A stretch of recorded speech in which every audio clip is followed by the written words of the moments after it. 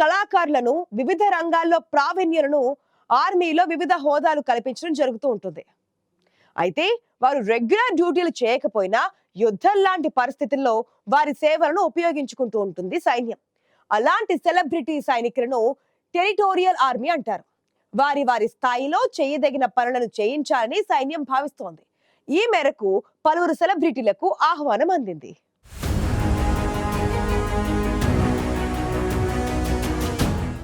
భారత ఆర్మీలో పలువురు క్రికెటర్లను మనం చూస్తుంటాం.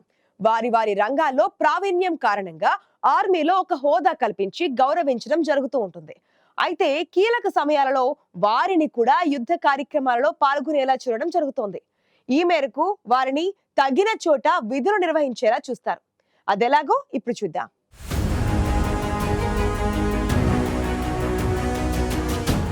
ఆర్మీకి మీ సేవలు అవసరమయ్యాయి, సిద్ధం కండి అంటూ వచ్చిన సందేశాలను అందుకున్న సెలబ్రిటీలు కూడా యుద్ధంలో పాలు పంచుకోబోతున్నారు. ఎందుకంటే ఇన్ని రోజులు కేవలం ఉగ్రవాదులపైనే దృష్టి పెట్టి తీసుకున్న చర్యలకు పాకిస్తాన్ ప్రతీకారం తీర్చుకునేందుకు సిద్ధపడింది. ఏకంగా జనావాసాలు, దేవాలయాలపైనే దాడులకు దిగుతోంది. రాత్రి జరిగిన దాడులలోనూ చిన్నపిల్లలు మృతి చెందారు. దీంతో భారత్, పాకిస్తాన్ల మధ్య ఘర్షణ యుద్ధ రూపం తీసుకుంది. పూర్తి స్థాయిలో యుద్ధం దిశగా రెండు దేశాల అడుగులు పడుతున్నాయి. పాకిస్తాన్ చేస్తున్న దుశ్చర్యలు ఎస్కలేషన్ కు కారణమవుతున్నాయి. ఈ నేపథ్యంలో సెలబ్రిటీలను కూడా తమ యుద్ధంలో పాలు పంచుకునేలా చర్యలు తీసుకుంటోంది ఇండియన్ ఆర్మీ.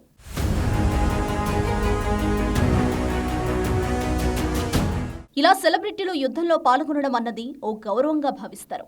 నిజానికి వారేమీ నేరుగా ప్రత్యక్ష యుద్ధంలో పాల్గొనరు. కానీ సైనికులలో ఉత్సాహం నింపడానికి, మనోవిశ్వాసం పెంచడానికి వారు యుద్ధంలో పాల్గొంటారు. వీరిని టెరిటోరియల్ ఆర్మీ అంటారు. ప్రస్తుతం పూర్తి స్థాయి యుద్ధం మొదలైంది. రాత్రి జమ్మూ కశ్మీర్లో నియంత్రణ రేఖ పొడవునా డ్రోన్లు, మిసైళ్లతో దాడికి దిగింది పాకిస్తాన్. అయితే భారత్ వద్ద ఉన్న సుదర్శన్ చక్ర అనబడే S-400 ఎయిర్ డిఫెన్స్ సిస్టమ్ అనుకున్న దానికంటే బాగా పనిచేస్తుండటంతో భారత్ వైపు వచ్చిన డ్రోన్లను, వార్ జెట్లను వెంటబడి కూల్చివేస్తోంది. పాకిస్తాన్ కక్షపూరితంగా సాగించిన దాడిని భారత సైన్యం ధీటుగా తిప్పికొట్టింది. దాంతోపాటే ఇక భారత్ కౌంటర్ అటాక్ కూడా చేపట్టింది. రాజధాని ఇస్లామాబాద్, లాహోర్, సియాల్కోట్ వంటి నగరాలపై విరుచుకుపడింది.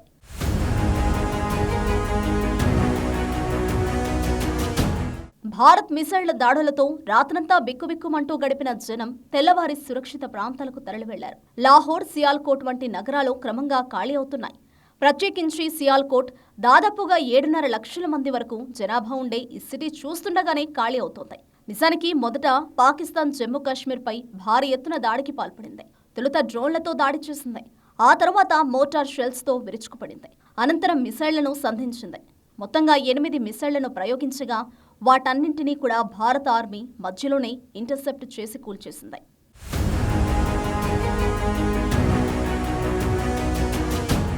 Chief of defence staff Upendra Dwivedi, chief of naval staff admiral Dinesh K Tripathi, chief of air staff air chief marshal Amarpreet Singh, రక్షణ మంత్రిత్వ శాఖ కార్యదర్శి రాజేష్ కుమార్ సింగ్ ఇందులో పాల్గొన్నారు.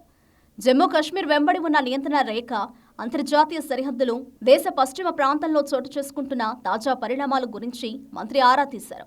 ఈ సందర్భంగా ఆర్మీ చీఫ్కు మరిన్ని అధికారాలను అప్పగించింది కేంద్ర ప్రభుత్వం. టెరిటోరియల్ ఆర్మీ రూల్ 1948లోని రూల్ నెంబర్ 33 ఆధారంగా ఈ నిర్ణయం తీసుకుంది. ఈ అధికారాల ఆధారంగా టెరిటోరియల్ ఆర్మీకి సంబంధించిన ఏ ఉద్యోగి అయినా, ఏ జవాన్ అయినా, ఏ అధికారిని అయినా ఆర్మీ చీఫ్ దేశ రక్షణ అవసరాల్లో వినియోగించుకోవచ్చు. రెగ్యులర్ ఆర్మీకి సహాయకులుగా ఉపయోగించుకోవచ్చు.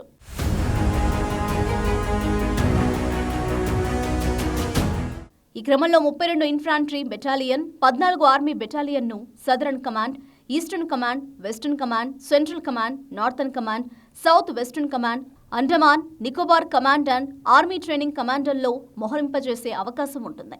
ఈ టెరిటోరియల్ ఆర్మీలో మనకు బాగా తెలిసిన పలువురు సెలబ్రిటీలున్నారు.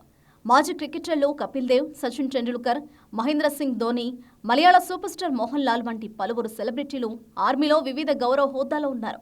వారి సేవలను కూడా వినియోగించుకోవచ్చని కేంద్ర ప్రభుత్వం ఆర్మీ చీఫ్కు సూచించింది.